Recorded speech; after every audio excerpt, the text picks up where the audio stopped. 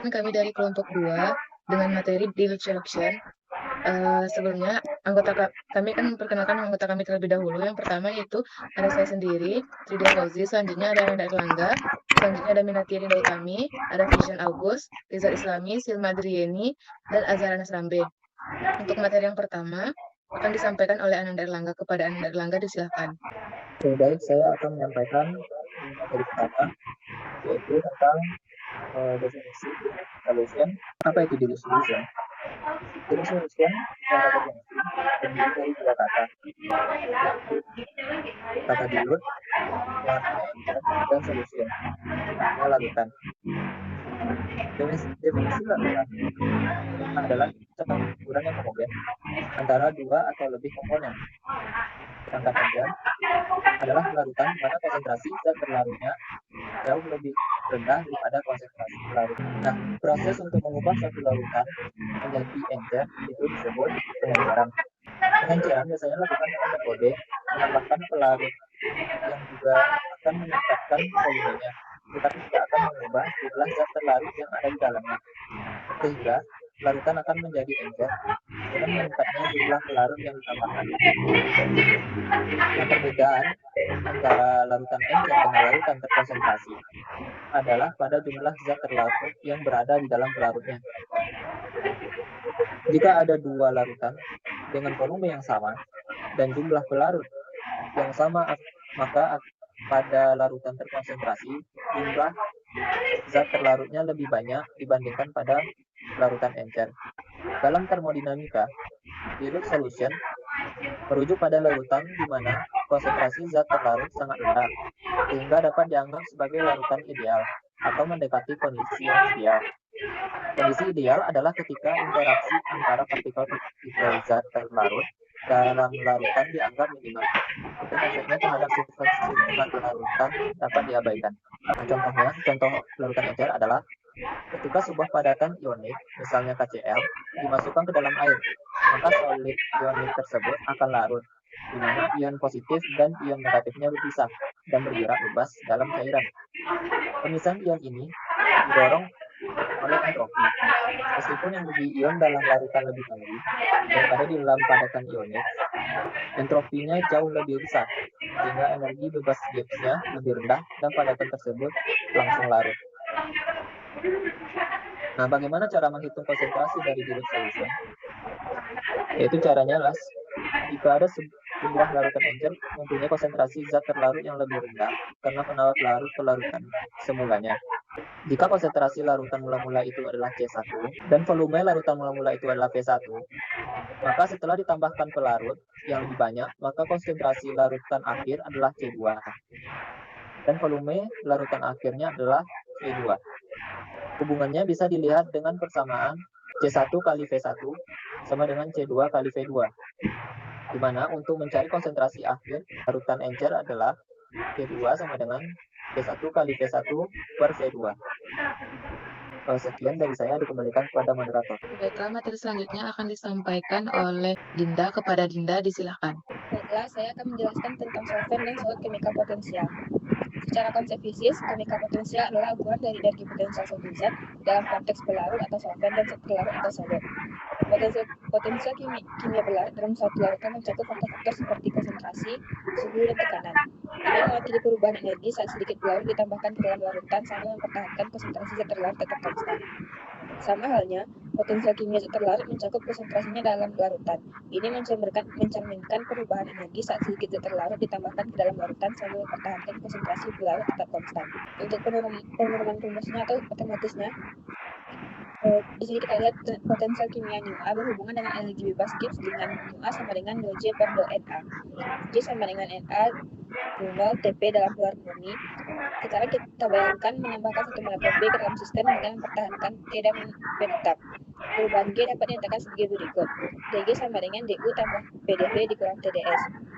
Peningkatan S bisa dianggap proporsional dengan Na. Ds sama dengan K ln Na. Dg sama dengan F Tp dikurang Kt ln Na. Dengan menambahkan satu molekul B. Jika kita menambahkan dua molekul B, maka menjadi Dg sama dengan 2F Tp dikurang 2K T ln Na tambah K T ln Na. Perhatikan bahwa kita menambahkan subkolom 2 karena perhitungan ganda 2 keadaan B, sehingga menjadi G sama dengan NA new 0 TP ditambah NBF, TP dikurang NKB, T log NA ditambah NKBT log NB dikurang NKBT. Ungkapan ini berlaku jika NB kecil dari NA. Potensial kimia pelarut dan larutan dapat diturunkan sebagai berikut. New A sama dengan do G per do NA, sama dengan new 0 TP dikurang NKBT per NA. New B sama dengan do G per do NA, sama dengan new 0 TP dikurang KT ln NB per NA. Kita dapat mendefinisikan kuantitas sebagai molalitas MB. New B sama dengan new 0 TP dikurang KT ln NB.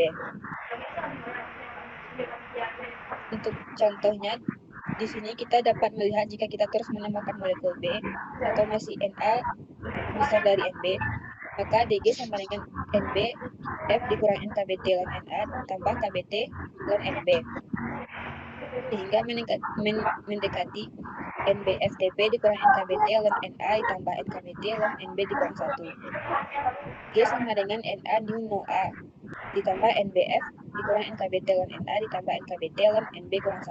New solvent sama dengan do G per do Na. NB sama dengan new no solvent dikurang KBT N solid per N solvent. Dengan menambahkan molekul zat terlarut mengurangi potensial kimia terlarut. Ini berlaku untuk semua larutan termasuk larutan ideal. New no solvent yaitu potensial kimia pelarut murni. New solid sama dengan do G per do NB TP Na sama dengan FTP tambah KBT ln N solid per N solvent. Dan meningkatkan potensi kimia pelarut.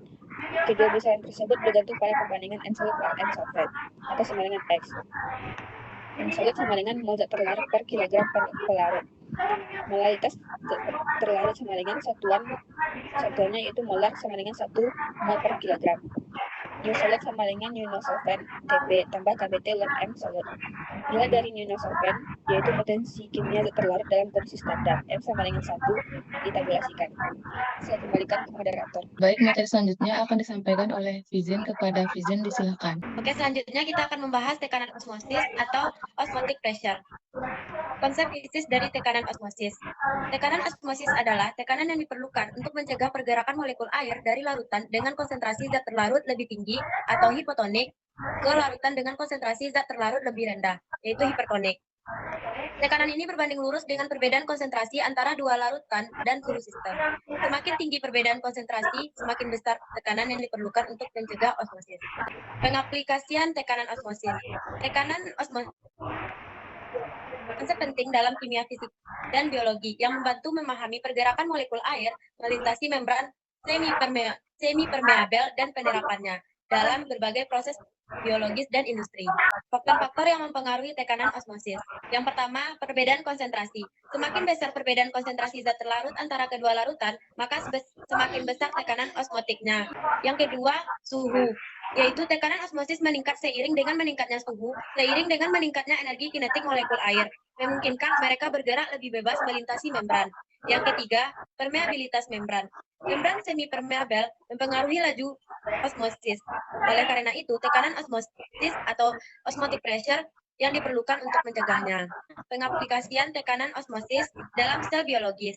Yang pertama, homeostasis, yaitu tekanan osmosis membantu menjaga keseimbangan cairan dan zat terlarut di dalam sel yang penting untuk fungsi seluler seperti metabolisme, pertumbuhan, dan pembelahan. Yang kedua, pengaturan volume sel. Sel mengatur volumenya dengan mengendalikan pergerakan molekul air melintasi membran sel.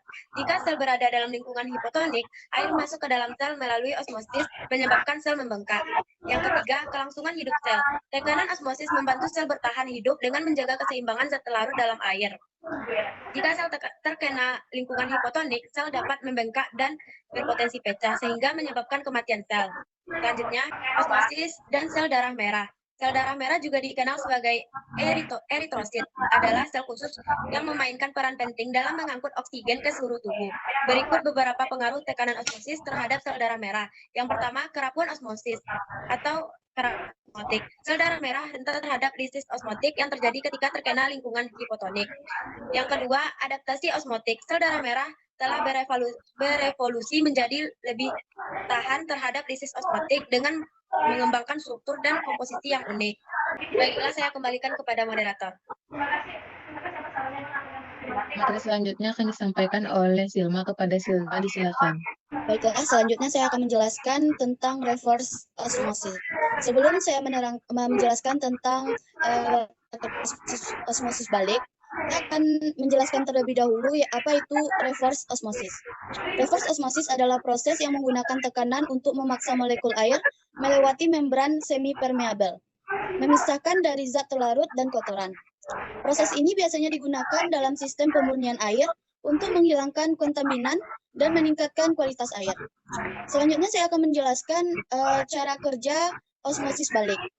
Yang pertama yaitu penerapan tekanan. Tekanan yang diterapkan pada air untuk memaksanya melewati membran semi-permeabel. Yang kedua yaitu pemisahan air. Molekul air melewati membran meninggalkan zat terlarut dan kotoran. Yang ketiga yaitu air yang dimurnikan. Air yang dihasilkan bebas dari banyak kontaminan dan kotoran, sehingga layak untuk diminum atau digunakan lainnya. Selanjutnya, saya akan membahas secara matematis. Volume gas zat dibatasi oleh kesediaan pelarut dan jika dilakukan di bawah gravitasi dalam tabung berbentuk dengan mempengaruhi statik, tekanan ini dikenal sebagai tekanan osmotik. Pada keseimbangan, kita bisa menulisnya dengan mu dikali T, P sama dengan mu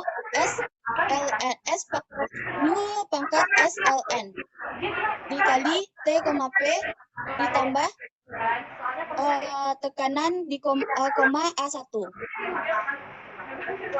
Mu dikali T, P sama dengan mu SLN dikali T, P ditambah tekanan koma A1 dikali T, P ditambah tekanan dan ditambah R dikali RT ln A1. Dari Gibbs energi dalam variabel alami kita tahu bahwa do G per do P untuk T, X sama dengan V. Do mu per do P untuk T, X sama dengan V1.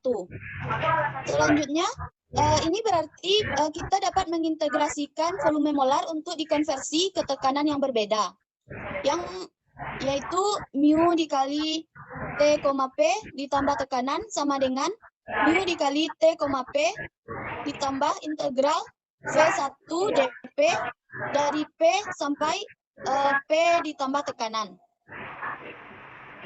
Mu dikali T, P sama dengan mu dikali T, P ditambah tekanan ditambah RT ln A1.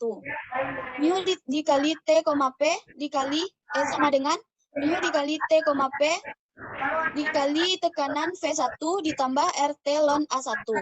Maka didapatkan ln A1 dikali ln X1 mendekati minus X2.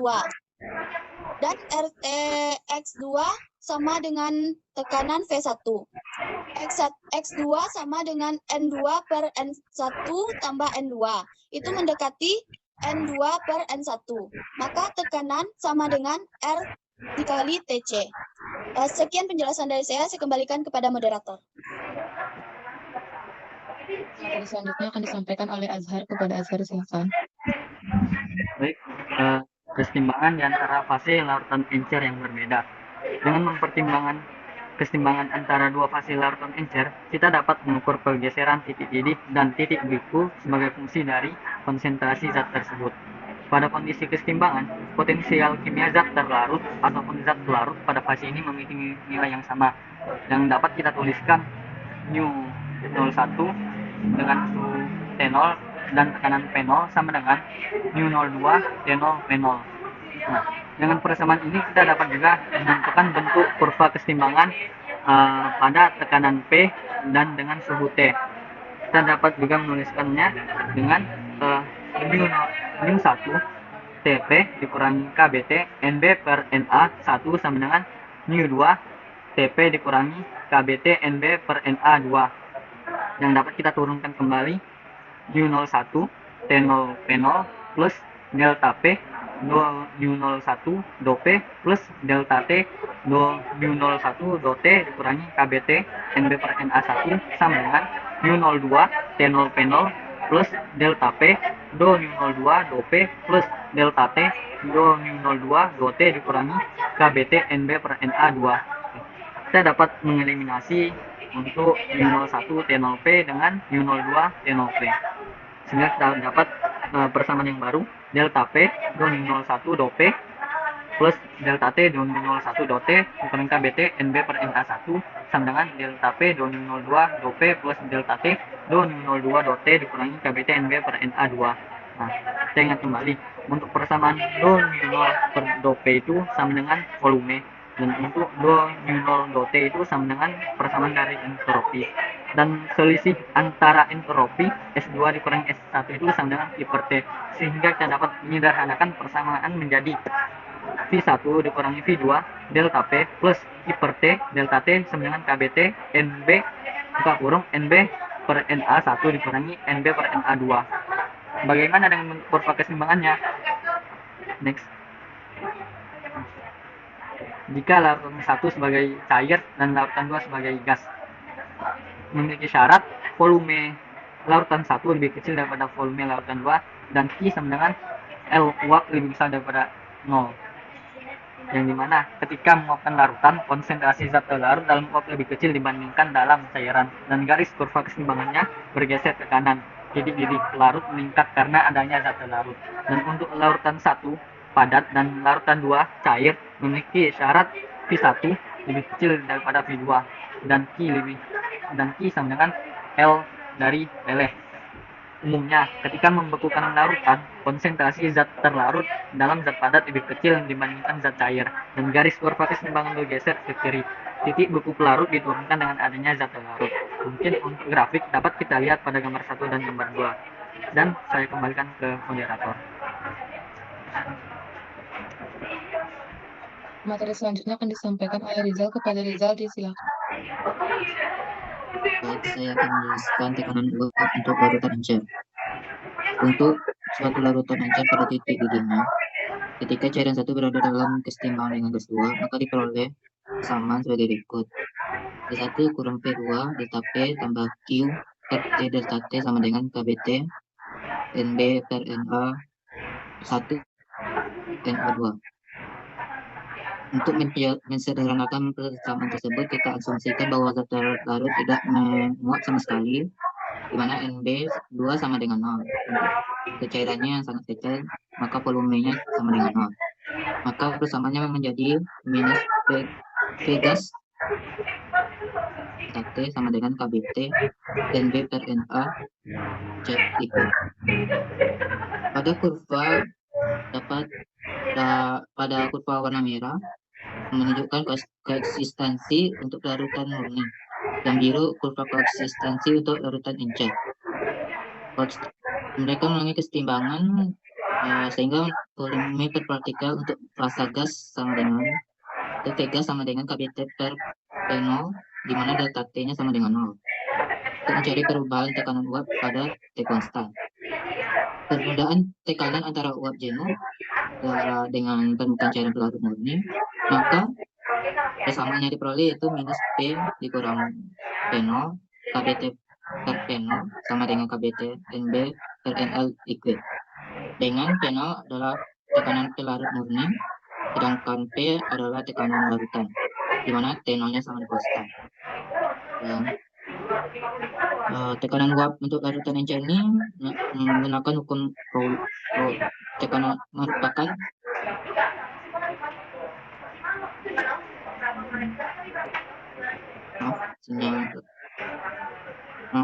hukum Raoult merupakan tekanan uap jenuh berkurang seiring dengan meningkatnya konsentrasi zat terlarut. Kehadiran zat terlarut mengurangi jumlah molekul pelarut pada permukaan cairan, dan molekul pelarut lebih jarang keluar ke uap. Maka hukum Raoult menunjukkan tekanan larutan per tekanan larut murni sama dengan 1 per fraksi mol larutan per fraksi mol larut murni. Contohnya itu 1 kilogram air larut mengandung 35 gram NaCl, yaitu kira-kira 1,2 mol tanpa ionisasi. Pergeseran tekanan uap air laut dibandingkan dengan tekanan uap jenuh di atas permukaan air minum tidak signifikan. Maka solusinya adalah tekanan larutan dikurang tekanan pelarut murni per tekanan pelarut murni, sama dengan minus fraksi mol larutan per fraksi mol pelarut murni liquidnya, maka diperoleh minus 1,2 mol kilogram per 1 kilogram per 18 gram mol minus 1, sama dengan maka hasilnya minus 0,0022.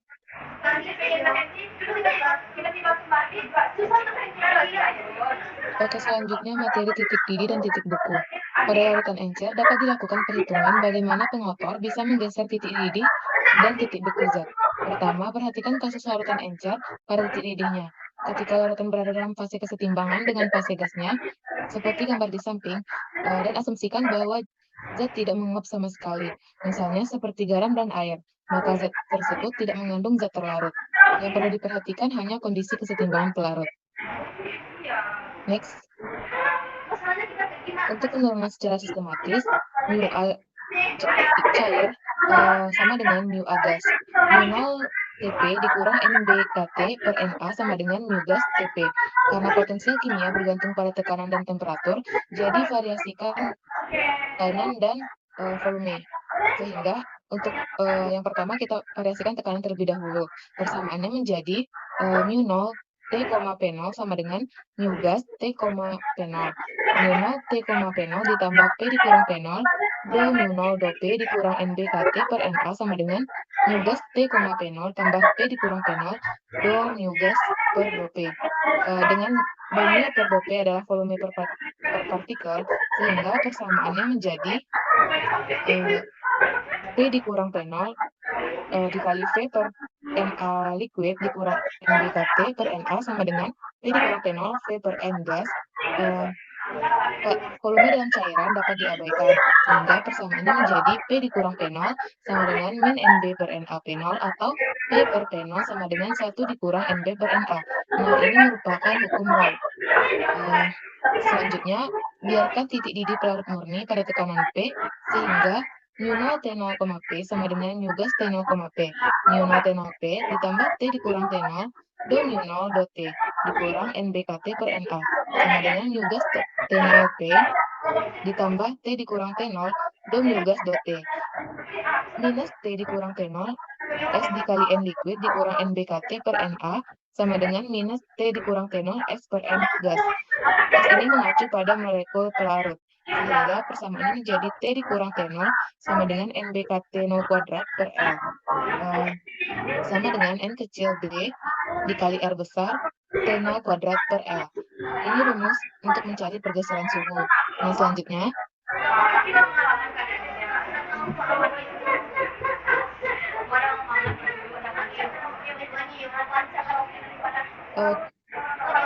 hitunglah suhu didih air laut dengan jumlah untuk dipertimbangkan 1 kg, maka L sama dengan 2260 kJ. 1 kg air laut mengandung 35 gram terlarut, sebagian besar NaCl.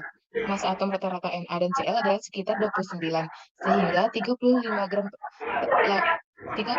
garam larut menjadi 35 per 29, sama dengan 1,2 mol ion. Oleh karena itu, suhu didihnya bergeser sebesar yang seperti udah kita ketahui rumus tadi, yaitu T dikurang T0 sama dengan NBKT T0 kuadrat per L sama dengan N kecil B R dikali T0 kuadrat per L.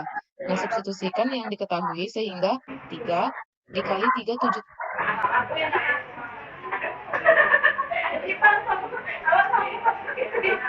K.